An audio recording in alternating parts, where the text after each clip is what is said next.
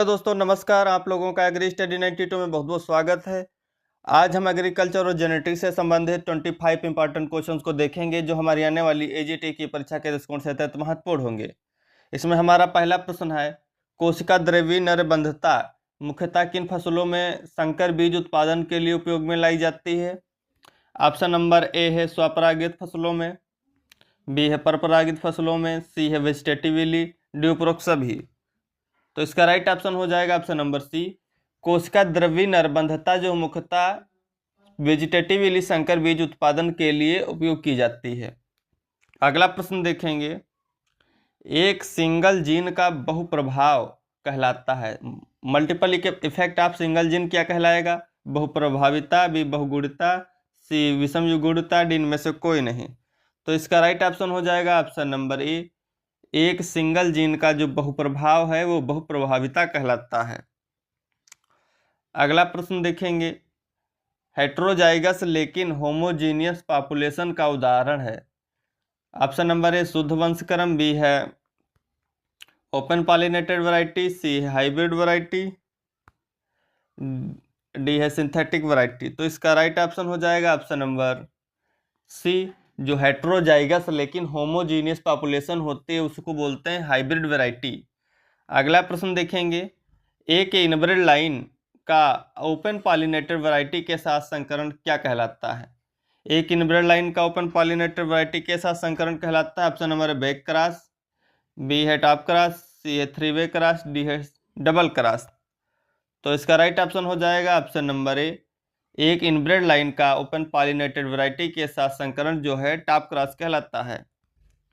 अगला प्रश्न देखेंगे, प्रथम कृत्रिम संकर किसके द्वारा बनाया गया? Option number A Mendel, B Thomas Fairchild, C Koelreuter, D Bell. तो इसका राइट ऑप्शन हो जाएगा ऑप्शन नंबर बी, जो प्रथम कृत्रिम संकर वो थॉमस फेयरचाइल्ड के द्वारा बनाया गया था। अगला प्रश्न देखेंगे, वैज्ञानिक आधार पर सिंथेटिक संकरण का कार्य किस वैज्ञानिक के कार्य के साथ शुरू हुआ? ऑप्शन नंबर ए सेल मक्का, बी पटेल कपास, डी है कोलरयूटर निकोटियना, डी है नाइटफल। तो इसका राइट ऑप्शन हो जाएगा ऑप्शन नंबर सी, वैज्ञानिक आधार पर सिस्टेमिक संकरण का कार्य जो है कोलरयूटर निकोटियना के कार्य के साथ शुरू हुआ था। अगला प्रश्न देखेंगे, डबल क्रॉस प्लान किसके द्वारा दिया गया? ऑप्शन नंबर ए बेल के द्वारा, बी सल, सी जोन्स, डी नाइट। तो इसका राइट ऑप्शन हो जाएगा ऑप्शन नंबर सी, जो डबल क्रॉस प्लान है वो जोन्स के द्वारा दिया गया। अगला प्रश्न देखेंगे, हर्शे एवं चेज ने अपने प्रयोग में डीएनए को किससे लेबल किया था? ऑप्शन नंबर 3H, बी है 35S, सी है 35P, डी से सभी। तो इसका राइट ऑप्शन हो जाएगा, हर्शे एवं चेज ने अपने प्रयोगों में डीएनए को 32P लेबल किया था। अगला प्रश्न देखेंगे, डीएनए का हेलिक्स के सिंगल टर्न में, डीएनए हेलिक्स के सिंगल टर्न में क्षारकों की संख्या कितनी होती है? डीएनए का जो हेलिक्स मॉडल था वो वाटसन एवं क्रिक ने दिया था, और डीएनए हेलिक्स के सिंगल टर्न में क्षारकों की संख्या कितनी होती है? ऑप्शन नंबर है 5, बी 7, सी 10, डी 12। तो इसका राइट ऑप्शन हो जाएगा option number C, DNA helix के सिंगल टर्न में क्षारकों की संख्या 10 होती है। अगला प्रश्न देखेंगे, डीएनए का कौन सा रूप सामान्यतः जीवों में पाया जाता है? डीएनए का कौन सा रूप सामान्यतः जीवों में पाया जाता है? ऑप्शन नंबर ए रूप, बी रूप, जेड रूप, सी रूप, बी रूप। तो इसका राइट ऑप्शन हो जाएगा बी रूप, डीएनए का जो है बी रूप सामान्यतः जीवों में पाया जाता है। अगला प्रश्न देखेंगे, डीएनए पॉलीमरेज प्रथम किसके द्वारा खोजा गया? ऑप्शन नंबर हर्शे, बी योनस्की, सी करिनबर्ग, डी क्रिक। तो इसका राइट ऑप्शन हो जाएगा ऑप्शन नंबर सी, करिनबर्ग के द्वारा डीएनए पॉलीमरेज फर्स्ट खोजा गया। अगला प्रश्न देखेंगे, बैक्टीरिया में डीएनए रेप्लिकेशन एंजाइम है, बैक्टीरिया में डीएनए रेप्लिकेशन एंजाइम कौन सा है? Option number A DNA polymerase first, B है डीएनए पॉलीमरेज सेकेंड, सी है डीएनए पॉलीमरेज थर्ड, डी इनमें से कोई नहीं। तो इसका राइट ऑप्शन हो जाएगा ऑप्शन नंबर सी, जो बैक्टीरिया में डीएनए हो रेप्लिकेशन होता है वो डीएनए पॉलीमरेज थर्ड होता है।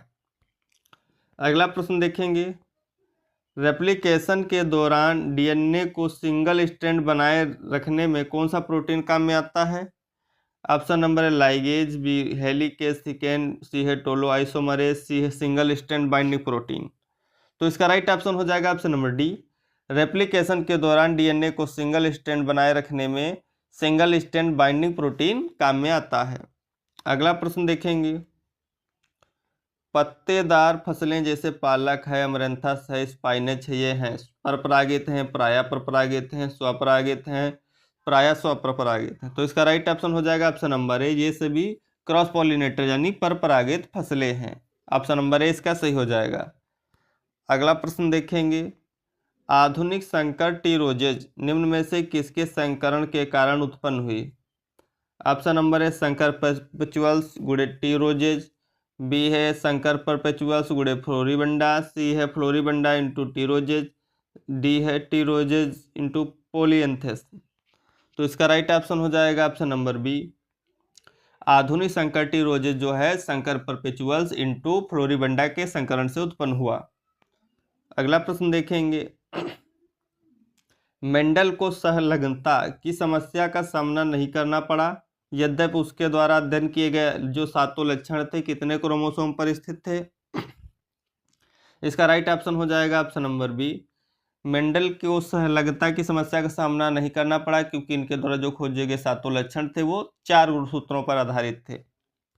अगला प्रश्न देखेंगे, डुप्लीकेट जीन एक्शन में टेस्ट क्रॉस अनुपात होगा। डुप्लीकेट जीन एक्शन में टेस्ट क्रॉस अनुपात क्या होता है? 1:1, बी है 1:1, सी है 3:1, डी है 1:3। तो इसका राइट ऑप्शन हो जाएगा option number C, duplicate gene action में टेस्ट क्रॉस अनुपात होता है 3:1।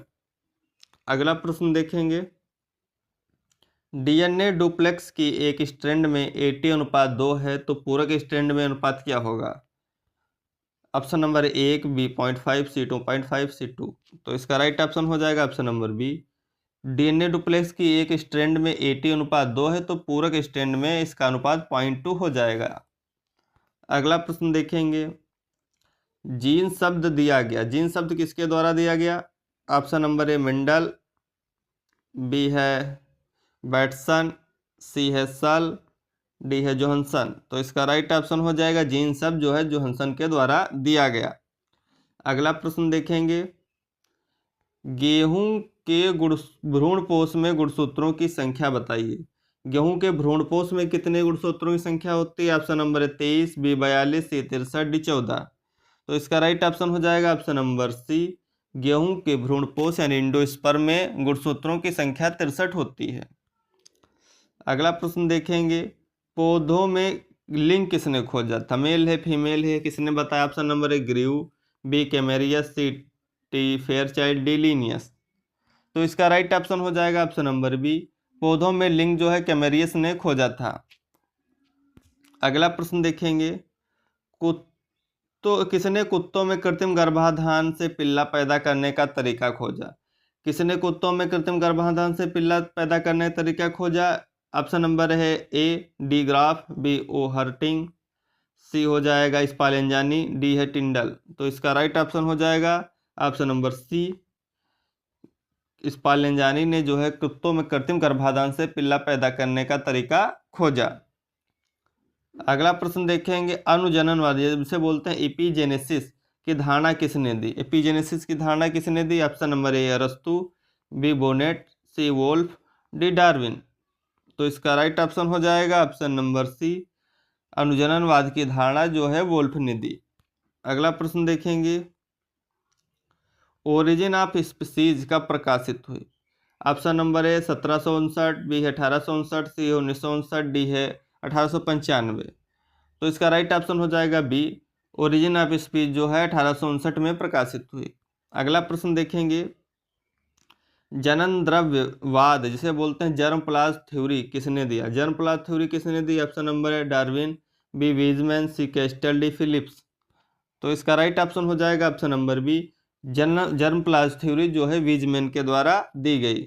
अगला प्रश्न देखेंगे, सेल लिंकेज थ्योरी किसने दी? Option number A Virchow, B Nageli, C Schleiden एम्सो एंड डी हुक। तो इसका राइट ऑप्शन हो जाएगा सेल लिंकेज जो थ्योरी है वो विरको के द्वारा दी गई। अगला प्रश्न देखेंगे, गुणसूत्र किस प्रवस्था में ज्यादा कंडेंस यानी सांद्रित हो जाते हैं? प्रोफेज में, मेटाफेज में, एनाफेज में, टीलोफेज में। तो इसका राइट ऑप्शन हो जाएगा ऑप्शन नंबर ए, जो गुणसूत्र होते हैं वो एनाफेज अवस्था में ज़्यादा घने हो जाते हैं, सांद्रित या कंडेंस हो जाते हैं। अगला प्रश्न देखेंगे, किस प्रवस्था में डीएनए का संश्लेषण होता है? किस प्रवस्था में डीएनए का संश्लेषण होता है? ऑप्शन नंबर जी है, बी G2 है, सी एस है, डी इनमें से कोई नहीं। तो इसका राइट ऑप्शन हो जाएगा ऑप्शन नंबर सी, यस प्रवस्था में जो है डीएनए का संश्लेषण होता है। Thanks for watching, please like and subscribe my channel.